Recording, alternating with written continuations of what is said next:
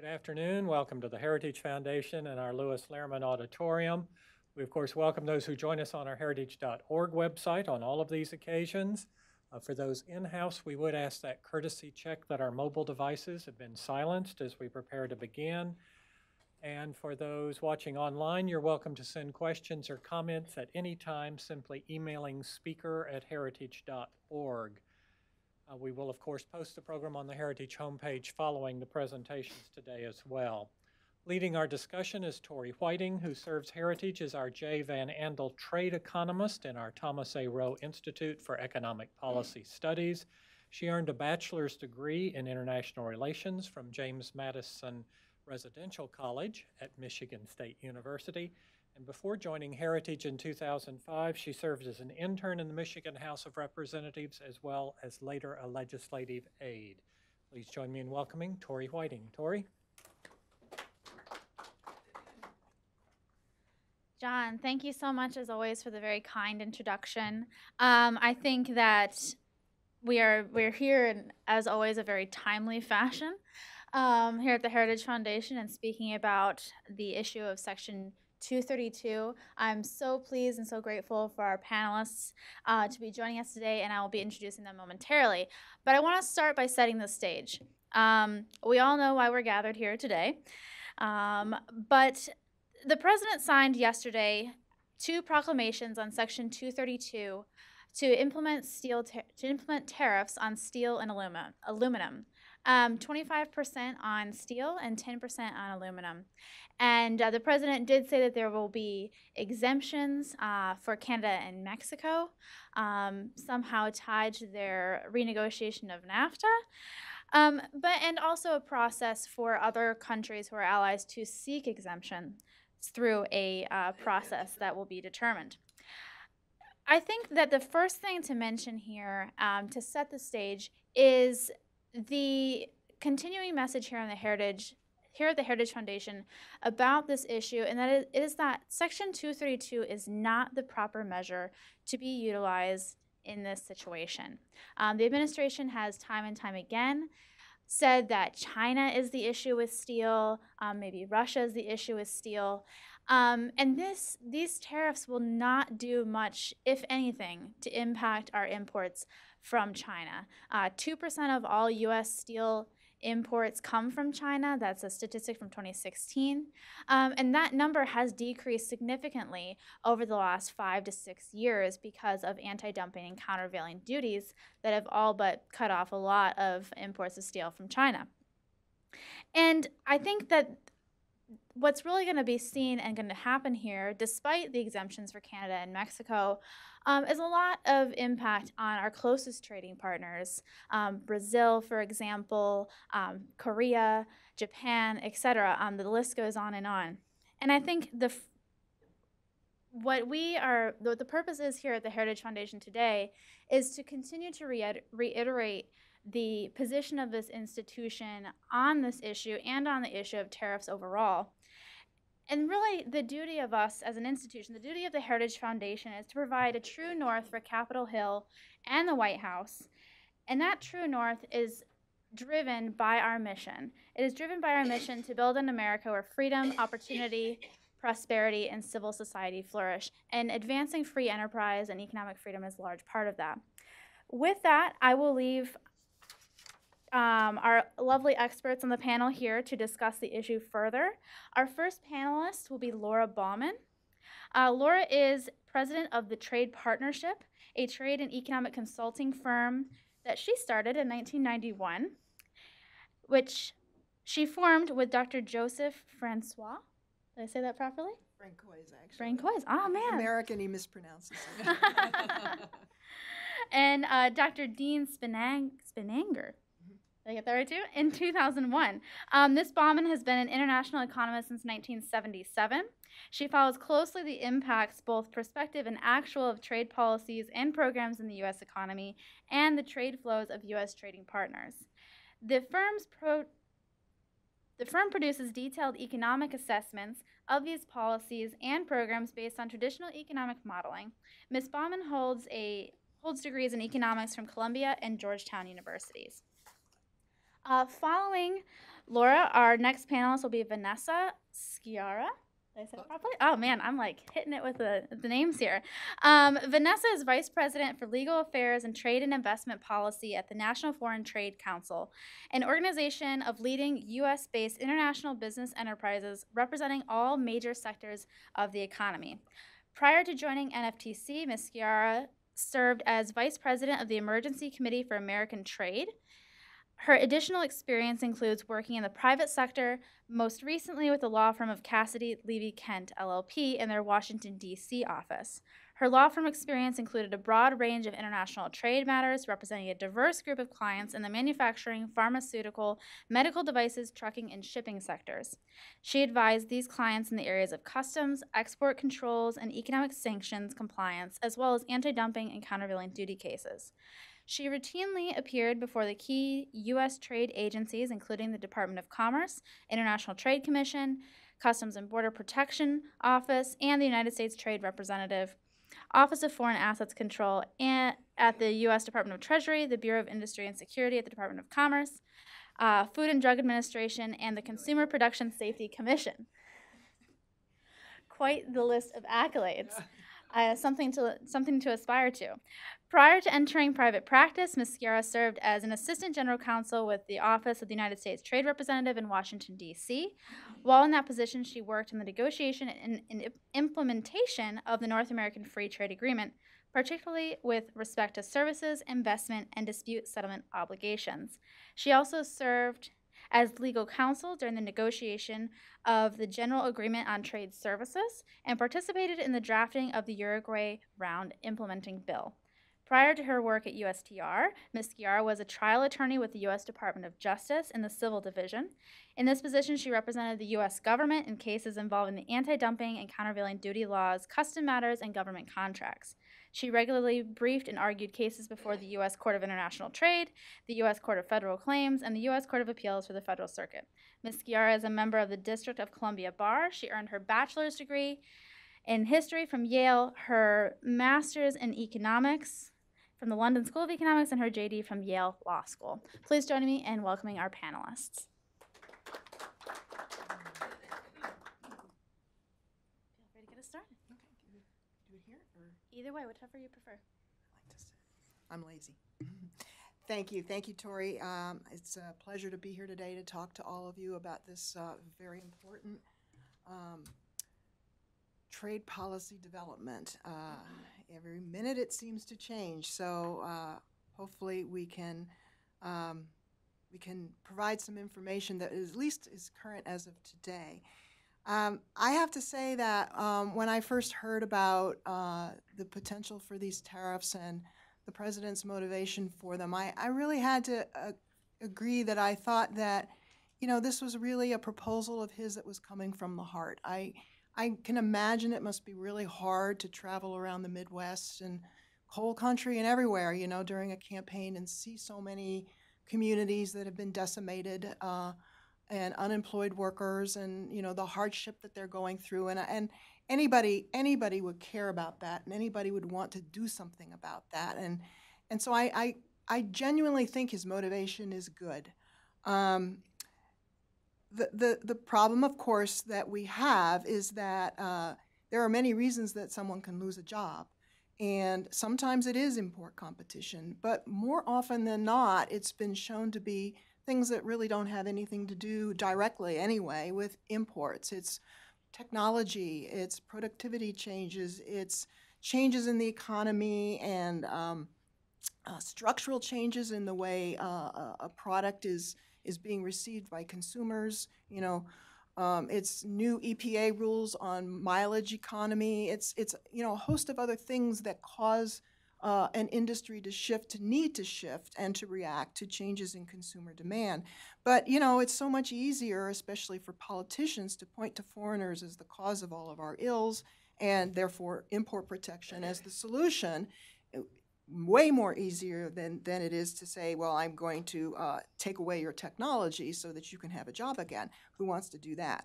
So that's, we learned back when the Bush administration put tariffs on imports of steel in 2000 and 2001, we learned then that there can be some serious unintended consequences when you attempt to limit imports with a trade barrier. In that case, it was tariffs. We worked very closely back then with a coalition of steel-consuming industries. Most of them were manufacturers, and all of them were saying this is killing us. Many of them were saying we're laying off workers. It was very clear from that experience, and there's documented information that shows that people did lose jobs in other industries when tariffs were put on imports of steel. So there are unintended consequences associated with import penetration. Now, when I read the Commerce Department's 232 reports, and the one on steel in particular, I was impressed in two ways as an economist. First, I saw that there really was an effort to do some economic modeling, on what the tariffs ought to be and what effect they would have on producers. They used something called a computable general equilibrium model, which is a big, fancy, complicated model that the International Trade Commission uses and a whole host of other folks in the U.S. government and internationally use to estimate the up and downstream effects of trade policy, of a given trade policy. So, for example, what's the effects of a free trade agreement with Korea? They use this model. In this case, the instructions were, what should the tariff rate be to get U.S. producers to 80% capacity utilization? And they report in the 232 report, these are the tariff rates we came up with because this is what will reduce imports to the right percentage that enables U.S. production to go up and capacity utilization to hit 80%. Bravo! They did some serious thinking on this. Now, I happen to know, and most economists do know, that these models generate a whole lot of other information. What's the impact of this tariff on GDP? What's the impact on prices? What's the impact on other sectors of the economy, not just the steel industry? I went looking for that information. It wasn't there. Alarm bells went off that the president was not being presented with the full picture of what these tariffs would do. Yes, they would save steel jobs, but the rest of it, what the cost would be, if any, wasn't anywhere in the report. There's no information in the report about what effect the tariffs would have on jobs. So we thought, okay, we need to get this information to the White House before he makes the decision. It's important, to have the full picture of what these tariffs could do. So we decided we used the same model that the Commerce Department used, and we imposed tariffs on imports of 25% and 10%, steel and aluminum, and the model calculated the full range of the effects, and we drilled down to look at the job effects, not just on the steel industry, where we did indeed find that there would be increases in employment. 33,000 jobs would go up, would be gained in the steel industry and the aluminum industry combined. But we also found that a whole heck of a lot of other jobs would be lost, because as costs go up, steel-consuming industries get less competitive. They have to cut costs somewhere to stay competitive. So, they might cut wages. They might reduce investment. They might cut workers. So there's a range of things that they can do to try to stay competitive, and all of these things we know they tried to do back in 2001, and job losses are one of those effects. So the models told us that there would be nearly 13,000 jobs lost in fabricated industries, over 5,000 lost in motor vehicle sector, another 2,000 in other transportation sectors. On net, for manufacturing as a whole, minus 3,000 jobs. That includes the pluses for the steel industry and all the minuses for the other manufacturing industries. So it's a net hit for manufacturing. But it doesn't stop there, because all of this steel activity also has ramifications for industries like construction and even services. When workers lose their jobs, they don't go out to dinner so much anymore. They don't go to the movies so much anymore. So services sectors have to retrench a little. They feel the negative impact. Overall, the model was telling us we're looking at 179,000 job losses. So when you add that negative to the positive for the steel industry, we came up with a net loss of 146,000 jobs. So we wrote it up real quick, and we stuck it out on the internet, and the rest is history. Thank you so much, Laura. Vanessa, please kick us off. We're so happy you did it. Absolutely. It's fantastic. So a little background on why I'm here. So I work at National Foreign Trade Council, and we are we represent American companies.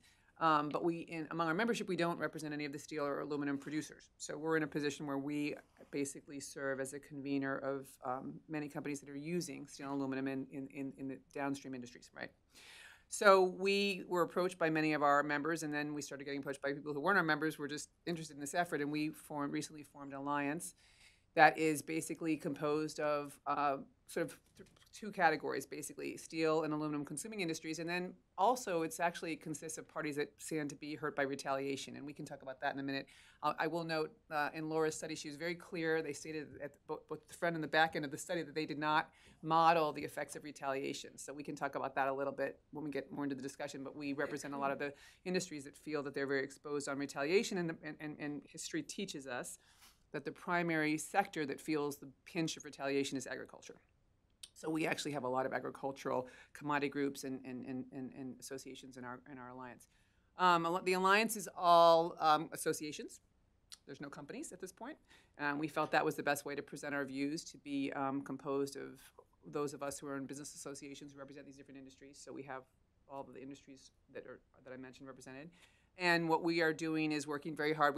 Our initial plan was to push back and hope that these tariffs were not enacted. We obviously lost that particular battle, but wars are won by numerous battles. So now we're going to sort of pursue our goals. We're going to try to sort of limit the effect of these tariffs, and our ultimate goal will be to get them rolled back. History does teach us also that they tend not to be enforced as long as people think they will be. The Bush tariffs were actually only in effect for about 18 months. And when you factor in the fact that it took a couple months for them to get up and running, people tell me it's more like a year was what the effect was. So we are hopeful that even though we're now going to be living with these tariffs for some period of time, we're hopeful that they won't be a huge drag on our members' abilities to manufacture and produce in the U.S. for very long. In terms of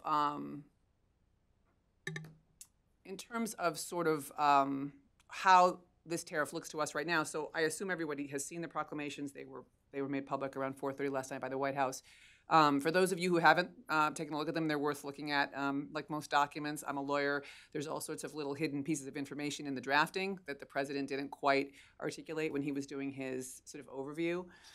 So points I would make just to sort of make sure that we're all on the same page on what's going on here. These are tariffs of an indefinite time frame. There's no time limit in the proclamations. There is an undertaking by the president that he will direct the Commerce Department to look at the effects of the tariffs from time to time, but there's no time frame, there's no process for that. So we are potentially looking at tariffs that could be in place for a very long time, absent some action by the Hill to remove his authority. And so that's sort of the first piece of information I think people found a little surprising. The scope is very broad. If you are interested in actually understanding the scope, on the second and third page of the proclamations, there's actually a list of harmonized tariff numbers that are affected. Mostly this is primary product, but it's some semi-finished just because of the way aluminum and steel are fabricated. It's not true that this is just ingot and sheet, and there's some sort of secondary materials that are captured. And if you really if you need to understand them for your business or for your association, you need to dig into those HTS numbers a little bit. So that's sort of the second sort of tidbit I would leave you with. With respect to Canada and Mexico, the proclamation says that they're being given some additional time to explain how they're going to contribute to the national security imperative that is underscoring these. Obviously, the rhetoric that has been produced by the administration is that this is tied into NAFTA negotiations. And having been in Mexico recently and having been at all the rounds, for the past 4 rounds, I will tell you that things are not going swimmingly well on that. So we shall see how that all plays out in April. There'll be a round in early April in Washington. The rounds rotate between the 3 capitals, and Washington is hosting the next round. That sort of fits with the 30-day time frame that we heard Peter Navarro and Bob Lighthizer mention. This 30 days is sort of some sort of implicit time frame that they're working with. It's not in the proclamations, just to be clear, but it appears that that's part of their thinking. That's also part of Ambassador Lighthizer thinking with NAFTA, because they're going to run out of time this year to submit it under TPA if they want to submit it for this Congress. So there's a sort of a natural time frame here. The end of April is sort of when things are going to have to sort of reach a point with NAFTA where we figure out what's going on with the NAFTA for the sort of rest of the legislative year, just because of the way the calendar falls this year. So I would say if you're a Canada and Mexico watcher, keep your eye on that ball middle April, late April, because that's when this is all going to reheat up again on the Canada-Mexico front. With respect to our other allies, I guess it's begging time. You know, the order doesn't really explain that there will be a process by which people can come in and security partners can come in and explain how they're going to offer to assist the administration in dealing with this this national security threat. Make of that what you will. Ambassador Lighthizer will be conducting those discussions. I suspect that it will not just be national security that's on the table. It sounds to me more like you've got a nice little steel industry there. Let me tell you what you can do to make it feel better. So I think, I think our allies are justifiably concerned. We know that Australia, the UK, Japan will be sort of the first ones in the door. They feel like they have the strongest arguments, both on the security side and also in terms of what they produce relative to what we produce domestically. There are products that those countries make that are not made in this country and could not be made in this country without significant changes to the way we produce steel and aluminum. So I think those three countries are probably the first three that get in the door and probably the first three that are prioritized in terms of discussions. But it's not really clear from the order what it will take to sort of get an exemption. An exemption is the term applied to countries in this context. And then the last piece of the order that's relevant is the exclusion process. Exclusions are for products. If you have any familiarity with anti-dumping and CVD law, you will understand what scope exclusions are. And this is the process routinely conducted by companies who go before the Commerce Department and say, my product is not a like product with what the order covers, therefore my product should not be covered by the order. And that is a sort of if you think about how this exclusion process ran in 2001 and how it's likely to run here, it's a similar process. You go in and you explain what your product is, you explain that you're a US party. That's a piece of this. And then you explain why your product, and in this case, the order does provide some guidance. It says that you'll be able to make an argument if the item is not produced in the United States in sufficient quantity, or if it's not reasonably available, so short supply situations or situations where the U.S. industry simply doesn't make the product.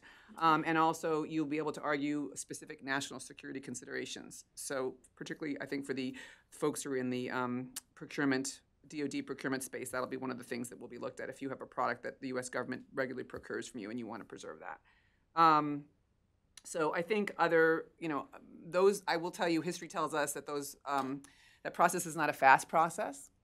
Then I asked someone, I wasn't doing this in 2001, I was doing something else, but I asked someone how many exclusion requests were filed, and they told me it was over like 100,000 or something. It was like a ridiculous number, because it's done by product, by the way. And so that means that there has to be a process for that. And within 10 days, we're supposed to get some guidance on how that process will run. But I've told my companies, don't expect it to be particularly quick. You're going to be in line with lots of other people who are all going to be rushing in at the same time. My guess is you will have to file deposits and seek a refund at the end of the day. So you will be putting money on the table and then have to get it back, which is the way they did it the last time. The government takes your money and says, we'll see, and then if you win, they give it back at the end, but it's a refund process, which if you've ever gone through that is not particularly speedy. So you should advise your supply chain that that's coming.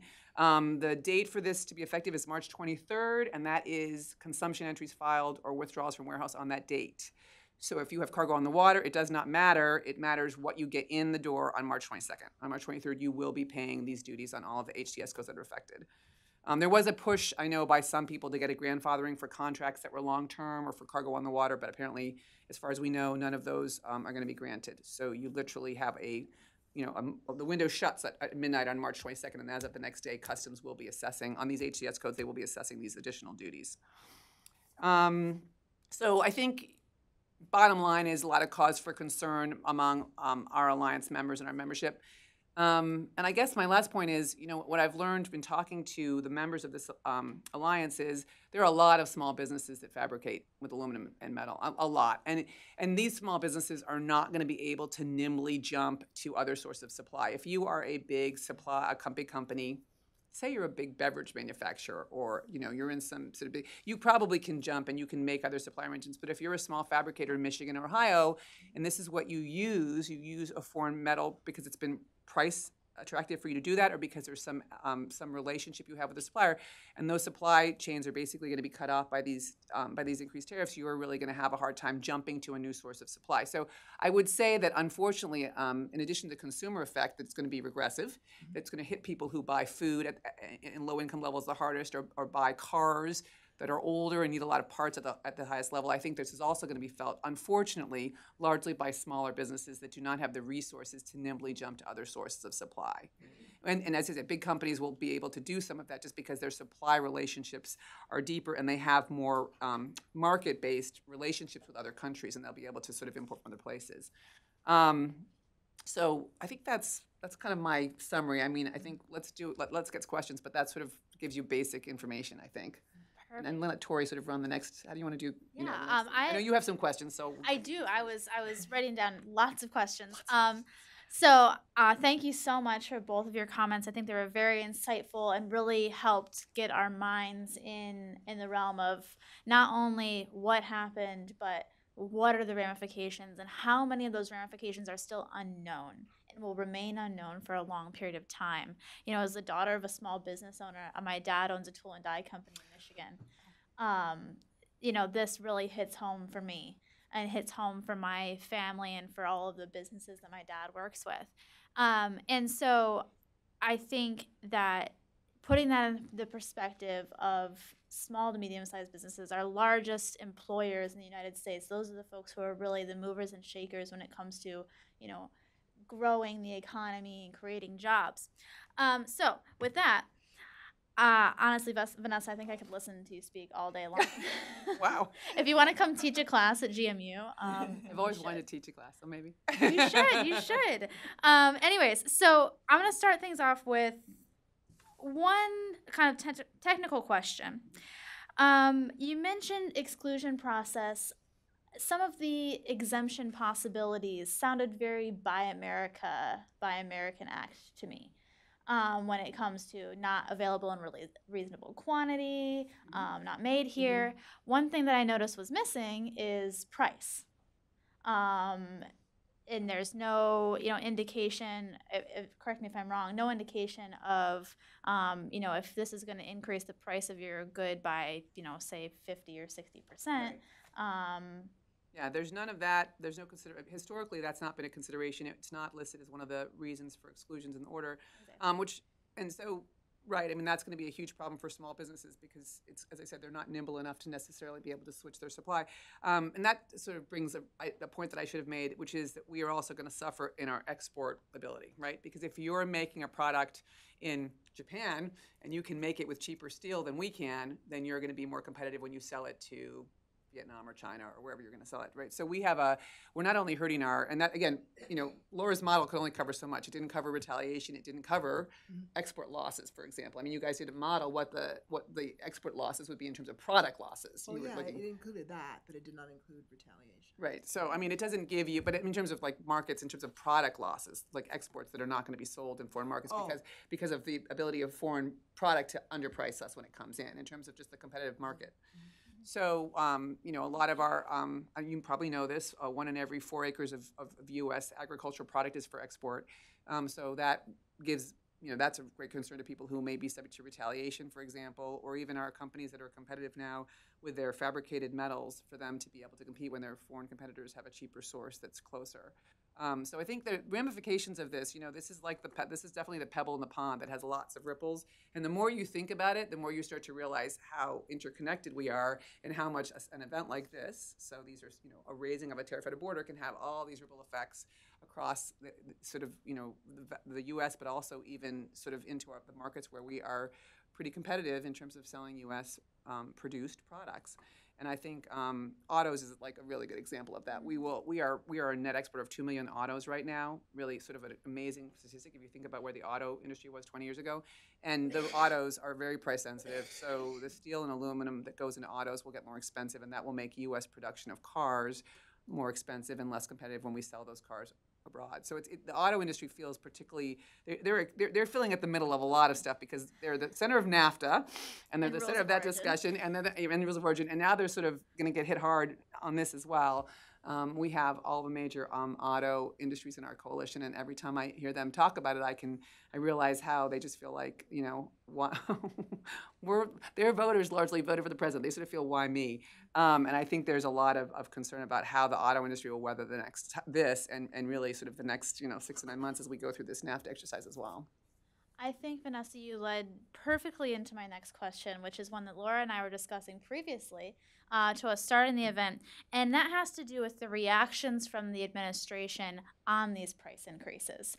I'm sure everyone saw this past week, Secretary Ross on Fox Business with his Campbell's soup can saying that the price of this soup can will only increase by, say, a penny or a penny and a half, something to that effect. And that's not a big deal. Who wouldn't be okay with paying a penny and a half more? But that adds up. And so I'd love to hear your guys' reactions to how the administration is responding to these price increases. Do you feel like they are a little out of touch with, what those price increases could be when they add up for Americans? Love to hear your guys' thoughts. I do think that they are mischaracterizing, you're right, the real cost of those price increases. When you look at it at the retail level, yeah, sure, it looks small for certain products, but as I was indicating earlier, most of the job losses, a lot of the job losses that we're seeing are at that middle level of the value chain. It's the companies that make screws and wire and machinery. They're going to see much bigger price increases that relative to the can of soup, and you're not going to see that because who goes to the Ace Hardware store to buy? Well, you might go to buy a screw, but you're not going to go to buy big air conditioning machinery that goes into a construction project. So those price increases are going to be bigger, and they're hidden from most average people. The other thing we were talking about this, Tori and I were talking about this, you may have seen that Wilbur Ross put out an editorial this morning, at least it's on the Commerce Department website, and one of the things he says is, the price increases, they're not going to be that big. It's going to amount to, for example, for a car, $4 a month more for the monthly payment of a car, and who wouldn't pay $4 a month more to save a steel job?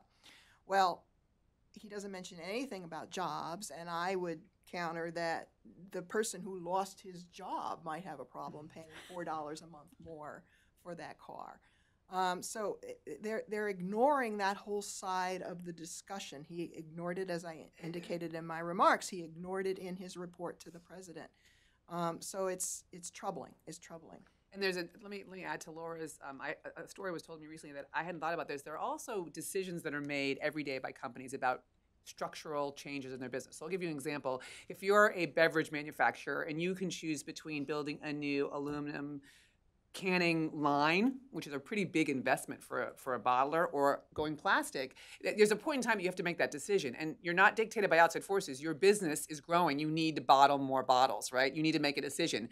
And you have a moment in time, say it happens right now, where you have to make a strategic decision about planning for the future of the company. What do you choose? Well, this is a decision that has impacts on the company for maybe 5 or 10 years as you amortize that equipment.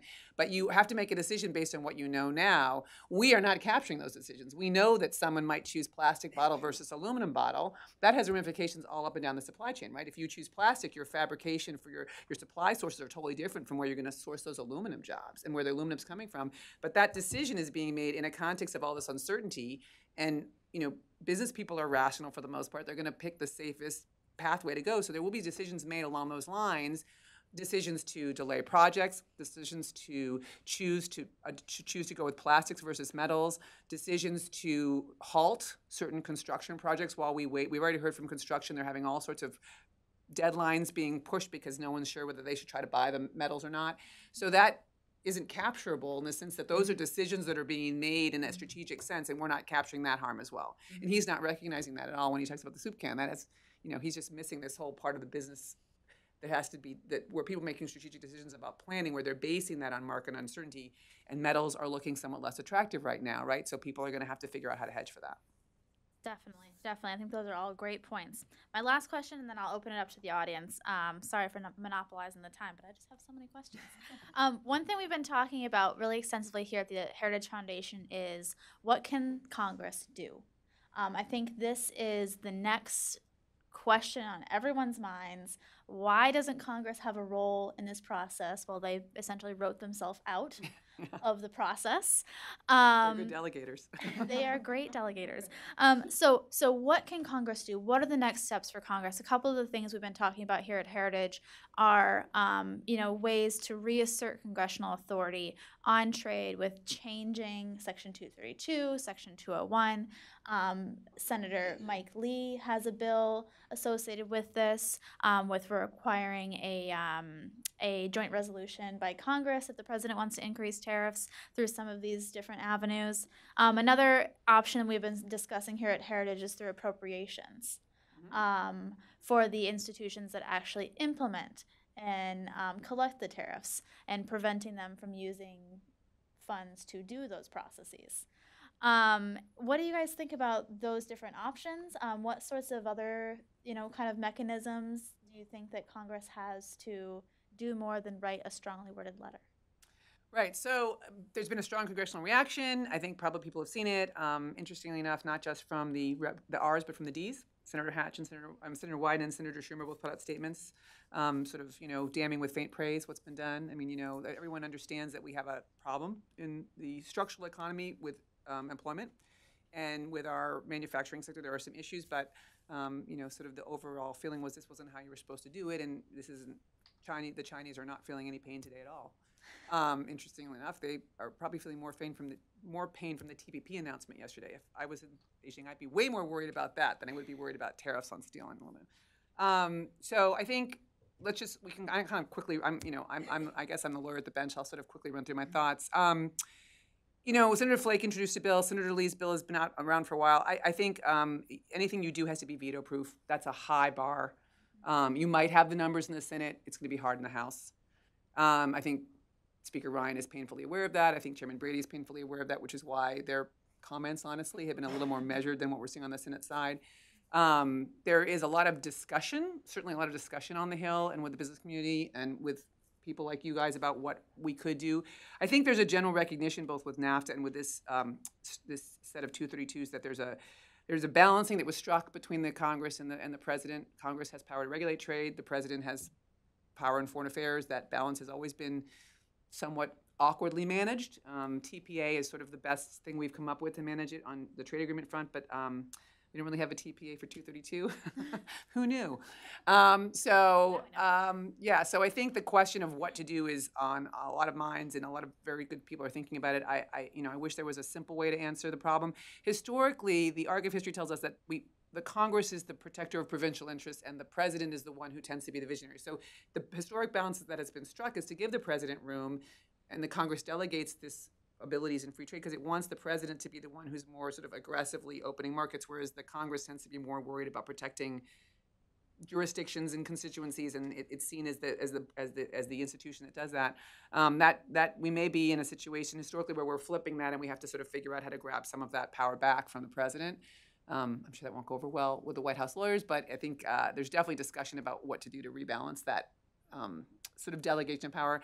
I don't think constitutional law professors have ever been happier. This is like the most fascinating topic, and when you put two lawyers in a room who have any interest in this, it becomes like hours of conversation while our spouses look at us like, this is so boring, can we do something else? But we have lots of conversations about this all the time. I encourage anyone who has an interest in this field to dive in. We need creative thinking. This is a very complicated set of a political situation that we're in, and creative minds will help get us out of it, I think. That's the answer.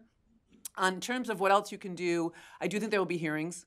Representative Kind and Meeks and Larson just requested hearings in a letter to the committees of jurisdiction. I think there will be an appetite for hearings. There haven't been that many hearings relative to other Congresses in this Congress, but I think we may be getting to a flurry of hearings. I would say that is probably needed. There has been a shocking lack of shareholder and stakeholder discussion between the administration and the business community. There's been a lot of discussion with the unions, and that's great. I understand that constituency matters, and I applaud the administration for meeting with them. But if you only meet with that side of the table, then you only hear one set of views. And we've had a lot of trouble getting to White House interlocutors, to frankly to Ambassador Lighthizer and to Secretary Ross. It's not been a very welcoming administration for meeting with business, and I think we feel like that is part of the problem here, is that we're not getting to say our piece to them. And we think that is one of the reasons they're not able to sort of understand our arguments, is they don't talk to us that much. So I would say that's another piece of it. I think I think yesterday was the beginning of a long discussion and a lot of sort of get ready for this to be on the front page of the Post. It has been the front page of the Post every day for 2 weeks, and I don't think that's going away.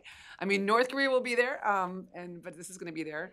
And I guess the last point I would make is it's really incumbent upon all of us to try to stress to the administration that the solution, China is a huge problem. I am going to tell you that when I talk to my business members, every single company will tell you that China is the highest thing on their list in terms of a country of concern, both because of steel and aluminum overcapacity, but frankly because it's so hard to do business there, but it's such an attractive market. It's like this terrible problem. You want to be there, but you don't want to be there. And the trend that we're seeing with China obviously is toward moving back on all the reforms that they had at least said they were going to do, and the new administration, or the current administration there, doesn't seem to be favorably inclined to be very interested in doing things that would help U.S. companies do business there. So I think we have to figure out how to engage our allies in a collective way. How do we get our allies to work with us? I'm afraid this is not the greatest way to sort of open the door for that discussion, but those of us who are not in the government do have a lot of ways to talk to those friends in other capitals, and I think we need to really encourage a discussion with the Europeans and the Japanese, the Australians, about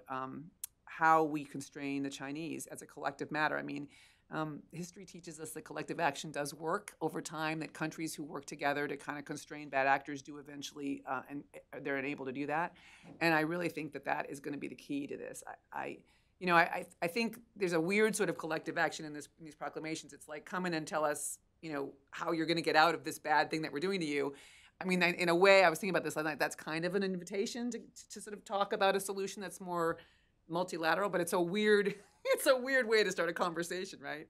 And I think just because of the way countries diplomatically have to be seen by their domestic constituents, people are not going to welcome that. It's not going to be, when I was in Mexico, and this came out when we were in Mexico, this initial announcement, the Mexicans looked at us and they were like, what are we going to do now? Like, now you've made it public. Now there's no private diplomacy here. Now you're just telling everybody we have to come in and beg. And they're in the middle of a very difficult election cycle. The candidate who's on the left is leading, and I think they feel like this couldn't be worsely timed. I mean, for them, this is just a disaster in terms of making those who would speak to working with the U.S., that part of the conversation is getting drowned out by those who say, see, they're just always going to make us suffer. This is sort of the American way, is to make their Southern partner suffer. So it's setting up a very difficult conversation. And my point in this sort of going on this pathway is to say, to those who engage in this kind of discussion with our counterparts in their capitals, you've never been needed more. I'm going to Quebec in 2 weeks. I mean, we have got to engage with our partners. We've got to sort of work, to the extent we need to work outside the government, let's do it. Let's try to sort of make this need to sort of come up with a solution to the Chinese problem, a need among partners and not just our problem. There's no way we can solve the Chinese problem, notwithstanding what the president and Peter Navarro think. I don't think we can solve this problem just by the U.S. sort of saying it will be so, and then the Chinese will suddenly come to realization that they're going to fix everything. I mean, that's just not going to happen. So multilateralism works. Absolutely. Anything to add to that? No. For Lars, I'm going to take notes. All right. With that, I'd like to open up the floor to questions. Please raise your hand and please wait for the microphone. We'll go ahead and do the first question here. Please wait for the microphone and announce your name and affiliation when asking your question, and please make your question a question. Thank you. My name is Brian Riley from the National Taxpayers Union, and thanks to Heritage for having this timely event. And Laura, I wanted to restate something you said and make sure I understand it correctly. This isn't an issue where the Commerce Department proposed tariffs and you went out and ran a model and came up with maybe different results than what they came up with. If I understand you correctly, they ran the same model, came up with similar results, and covered up the parts that they didn't like and only told half the story or less. Those are my words, so I'm asking if you have a comment on that. Yeah, all they reported was the effect on the steel industry. They didn't report the effects on anybody else, and they also didn't report the job effects. So we wanted to get all of that into the discussion.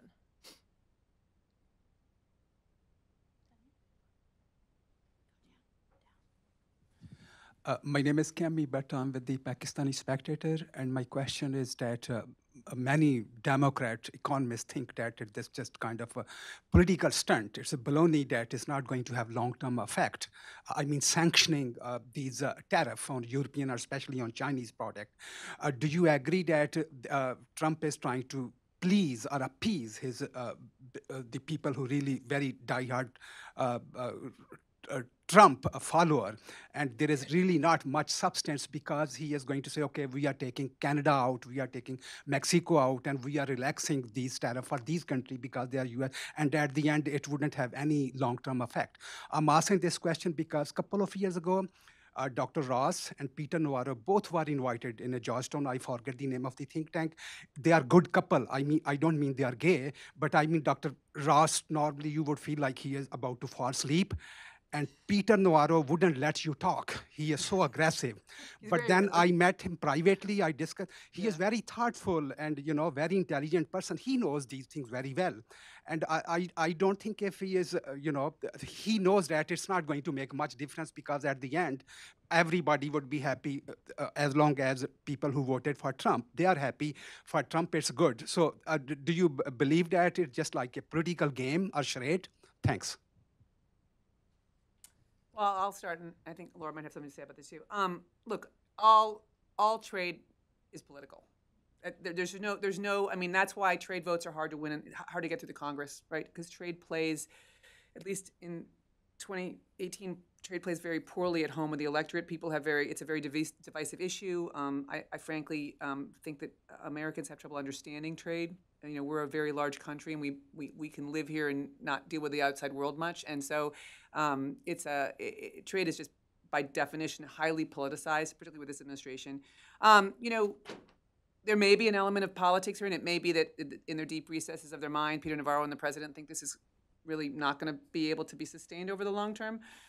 You have to work with what you have. The proclamation right now says effectively indefinite, and I would say that regardless of whether this lasts for 12 months or 5 years, the effect on business is felt immediately because businesses don't make decisions just about tomorrow. They make decisions about 6 to 9 months down the line. So, for example, and Laura can probably tell me more about this than I can, the spot price on steel and aluminum, I understand, and I'm not an economist, so I don't follow this on a daily basis, but my understanding is that prices have been trending up for months now, and that we can expect that once the tariffs are in place, there's a certain amount of price increase that will happen from the domestic producers because there's sort of a rent, if you will, that can be achieved up to the level of the tariff that is to be captured by those who can benefit from that, right? I mean, economists will tell you that the prices will float up because there's this room to do so, and rational business people want to capture that sort of rent, if you will. So I think that regardless of the answer is how long, no matter how long it lasts, and practically speaking, even for these exemptions and exclusions to get put in place, we're talking 6-9 months, you're going to have an effect on business people who have to make choices, like my bottler, who has to make a choice today that will have ramifications for the company for 5 to 7 years out. So it isn't true that you can just do these things and it's a costless exercise to sort of do them and then remove them. Even if your ultimate goal is sort of a certain amount of political theater, you still have an actual impact on businesses and on companies. I mean, once a company lays off a worker, I mean, I'm not a business owner, but I'm told that it's not just a matter of just changing your mind and having the person come back. There are decisions that are made, and then there are ramifications to that, right? So, am I characterizing it right? No, absolutely, yeah. And the only thing that I would add, and I don't know him, I've never talked to him, the president, but everything I read suggests that deep down he he really believes this stuff. It's not politics to him. Excuse me? Yeah. Yeah. Yeah. Yeah. Dr. Peter Navarro and Ross, they really going with political bends. Sir, can you let her answer the question, please? Thank you. Yeah, I mean, well, whatever. They have a boss who is demanding action for reasons that he doesn't think is political. He thinks in his heart that this stuff is horrible and that import protection will fix it.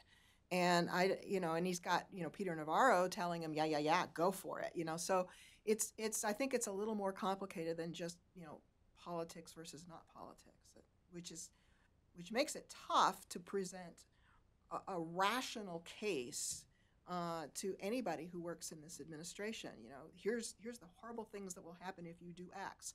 Well, he's got my boss telling me I have to do X. So Yeah. it's we're stuck between a rock and a hard place. It on is this one. difficult to have those conversations, especially with career Yeah. people, because they're being told. I mean, we when we got the Steele report, our reaction was this is outcome determinative. You set the capacity at 80, you work backwards, you don't look at any of the extraneous effects, and then the report is done. So, I don't fault the people who wrote the report, who were probably many career people, because they were just being told this is where I want to go, and this is what I want. These are the assumptions you can make, and this is the information I don't want, and this is what it should look like. And lo and behold, that's exactly what the report looked like. Right. So, it's not that they're not capable people working at the agencies. I do not want to suggest that at all.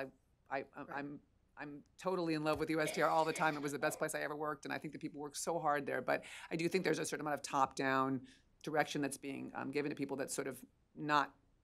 It's direction that doesn't allow for policy discussion. It's direction that's being, top-down. You're going to do it the way I want it to be done.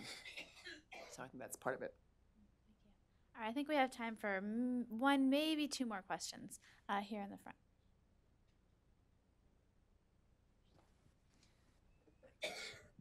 Hey, I'm Clark Packard, Trade Policy Counsel at the R Street Institute. One of the things I've noticed from the White House's rhetoric is that they keep talking about this issue of Chinese transshipment of steel without acknowledging that we gave anti-circumvention tools to the executive branch just a couple years ago. I guess the question I want to ask is, do we have a sense for how pervasive that issue is? I mean, yes, 2 or 3% of all steel in the United States is from China. That's what, the figures show from Commerce. But do we have a sense on how pervasive this is, trying to skirt anti-dumping countervailing duties? Okay, so just for people who don't know what this means, it means you take Chinese steel, you move it to, I don't know, Vietnam. You change it in a minor way, but you do it just enough to change the tariff code. And then you bring it to the United States, and it avoids the anti-dumping or CVD duty because it's not captured within those tariff numbers, right? So you change it just enough. This is a Chinese art form, by the way, and I can say this having worked at a firm that represents domestic industries on anti-dumping cases. The Chinese are very good at this, and they are very good at telling their affiliates in certain Asian countries how to do this. So the reality is, the answer is it is a problem. It's been a problem for the steel industry particularly, although the aluminum industry has had their problems with Mexico. I don't want to belittle that. I think that is a problem. I think Senator Wyden's office will tell you they tried very hard with the Enforce Act to get at this problem, to give the administration more tools. At the end of the day, tracing these commodities is very hard. Things don't leave China with a stamp that says, I'm Chinese steel, and then they work their way through the chain.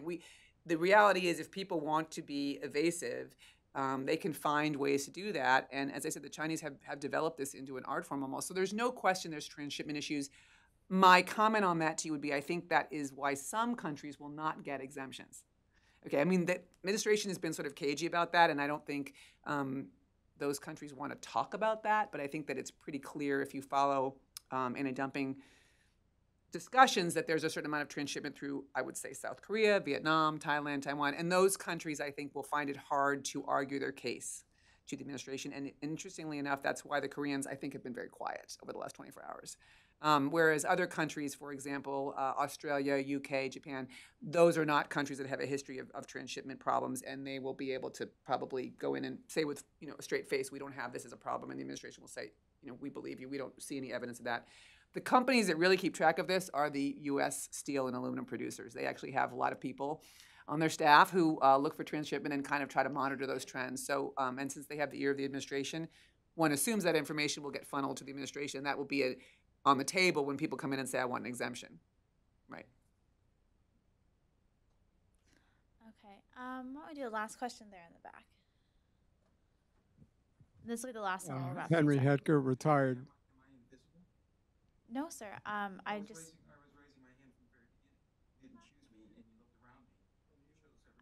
I apologize. I apologize, sir. I'm selecting people very randomly. Very randomly. Henry Hetker, retired government. I wondered, you haven't mentioned the recycling industry of aluminum and steel.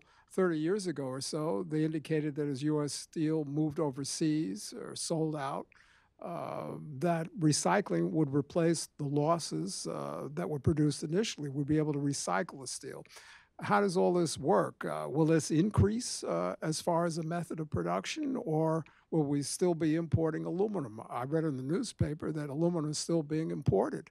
It didn't say whether it's aluminum ingots or aluminum products or some state or aluminum ore, but maybe we still need more aluminum. The number of products produced continues to increase, even here, let alone in China. That being the case, how about recycling? Will this increase or decrease, or does it have much impact on the problem and the tariffs? Why don't we pause for a moment and just let this gentleman here couple the questions together, and the we can do them panel all answer together. at the same time. That way we can sort of just take them together. Absolutely. Yes, my question would be, is there a potential that this actually could provide some solution? If you look at it from an extreme opposite point of view, is there a potential, at least a short-term adjustment that could provide some benefit and stimulus to American industry? Do you want to talk about recycling? Or? No, I don't. So I'm not an expert, but I've talked to a couple companies that are in that business. So the good news is we're really are a much better country. We're a much better country recycling. We've all sort of learned to recycle. I mean, I wouldn't say it's true in every community across America, but there are certainly in urban areas, for example, and in areas where you have densely populated people with a lot of garbage, people have sort of learned to do it. The problem with recycled product, as I understand it, is it's not suitable for every use. So whereas you can use it for some things, you can't use it, for example, to build oil pipelines. You can't use it to build electrical grade steel because these are specialty uses that have industrial constraints on them. And the recycled product gets impure over time, right? So you can only use it for those uses that allow for a certain impurity. So I think the reality is we'll still be a net importer of aluminum and steel even after these tariffs go into effect because people are going to need the product. And in some cases, the user will pay the premium, right? They'll just say, it's okay, I can absorb it, I need that product. And I think that the recycled product is only, because it's only useful for certain types of uses, it won't completely replace imports. The issue that you raised, so I agree that Laura's statement is correct. I believe the president does care about these people. I believe that there are huge problems in steel country, and where we need to find ways to help people who don't see that they have options and job opportunities. We need to find ways to sort of provide a pathway. Interestingly enough, steel jobs are not that there are not as many steel jobs in the steel plant as you would think. 10, 20 years ago, if you look at steel plants, they were very labor intensive. We think of like a line of workers, right? And all the people on the line are doing different jobs. But the reality is now that line has one guy at the end who basically works out of a control room. And in modern steel and aluminum fabrication, as I understand it, a lot of it's done by robots and by machinery. And that's probably where we're all headed in terms of the fabrication that we would want to see. We would want to be at the top end of that and see our companies using technology. So even though there is some protection provided by the tariffs and even though there's some ability for the companies to reinvest, these reinvestments are hugely expensive and they're not that labor intensive relative to what the old steel and aluminum production facilities will look like. So that is a problem for the aluminum and steel companies because if this protection is only going to be 2 or 3 years in length, that's really not a lot of protection if you're going to build out a new 21st century plant. So this doesn't necessarily really even help them with that problem. It helps them in the short term. Clearly, they will get some money out of this because of the rent issue that I just discussed. But whether it will give them enough money to build out a new 21st century plant or a new smelting operation or a mill that is really competitive with the mills that we see in Asia is a question that time will tell. I mean, that's my last comment. Time will tell, right? I mean, Laura's group did a study in 2002, and you had real data to work with when you guys did that study, and you were able to say definitively, okay, this is what happened. We did the experiment with the Bush tariffs, and this is what happened. I fear Laura's group will be doing a study, 2 or 3 years from now that will be a similar study, and I fear the results will be the same, which is that, basically global tariffs as a solution to economic structural problems are not the best economic solution to the problem. And, that doesn't make your point any less valid. It just means again, this is a call to action for all the people who are thinkers. We need to come up with better ways to address these problems. We need to be the creative people who say, well, what about this and what about that? And go to the Congress and the White House and try to press our point. I would just add that we need to be very clear about what the problem is. What's the cause of the problem? As I indicated at the outset, it's really easy to blame foreigners. But in this instance and in many other instances, that is not the biggest reason why we've got unemployment. We have hollowed out factories. We have bad, the depressions in many communities in the Midwest. I mean, in the Rust Belt. The Commerce Department analysis, as well as ours, did show that for the economy as a whole, it's a net negative at the GDP level. There was a decline in GDP resulting from the tariffs, and Ross acknowledged it. He never put it in writing or anything, but he just said it was negligible, quote unquote. Okay, well, it's still negative, and so there's something wrong with that solution to the problem, and we need to look elsewhere. Well, thank you so much. Please join me in thanking our fantastic panel on the discussion here today.